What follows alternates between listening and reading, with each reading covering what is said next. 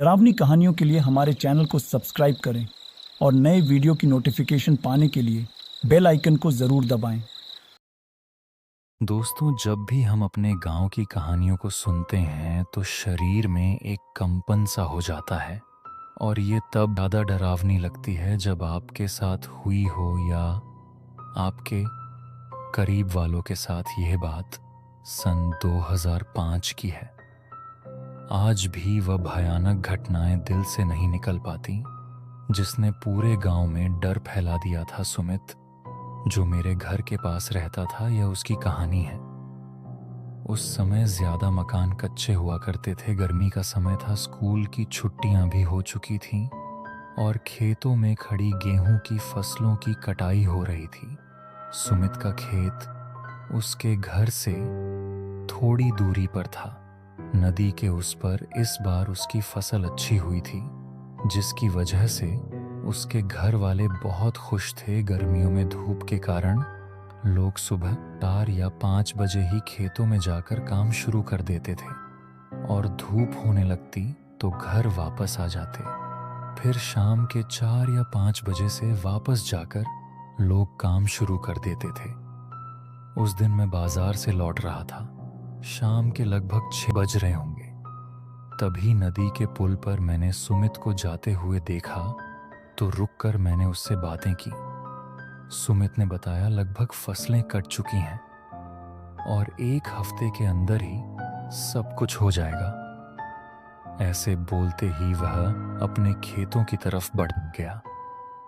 मेरी फसलें कट चुकी थीं और सब कुछ घर में आ चुका था। घर के बाहर सिर्फ भूसा पड़ा हुआ था। रात में जल्दी ही खाना खाकर हम सभी सोने चले गए। उस समय गांव में लोग जल्दी सो जाते थे। अचानक से मेरी नींद खुली।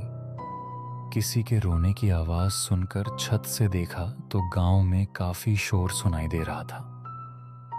नीचे आकर मैंने समय देखा तो अभी 9 बज रहे थे। बाकी परिवार भी उठकर नीचे आ चुके थे। बाहर जाकर मालूम किया तो पता चला सुमित अभी तक घर नहीं आया और उसे खोजने के लिए उसके घर के लोग और गांव के कुछ लोग उसके खेतों की तरफ गए हैं।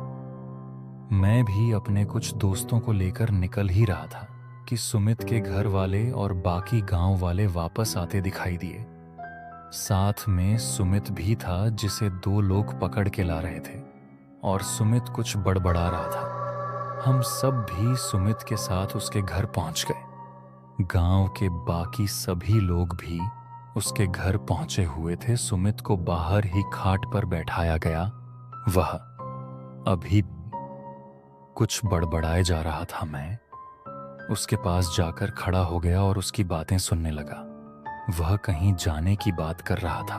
जब उसकी मां ने उससे पूछा तो उसने बताया कि मुझे उसने बुलाया है और मुझे जाना है। ऐसा बोलकर वह हंसने लगा और कुछ मिनट के बाद वापस वह रोने लगा। काफी पूछने पर भी वह इससे ज्यादा कुछ नहीं बोलता, सिर्फ यही बातें दोहराए जा रहा था और भागने की कोशिश करने लगा। उसकी ऐसी हालत देखकर गांव के बच्चे और बाकी सब भी डर में थे, मुझे भी। उसकी हालत देखकर डर लगने लगा।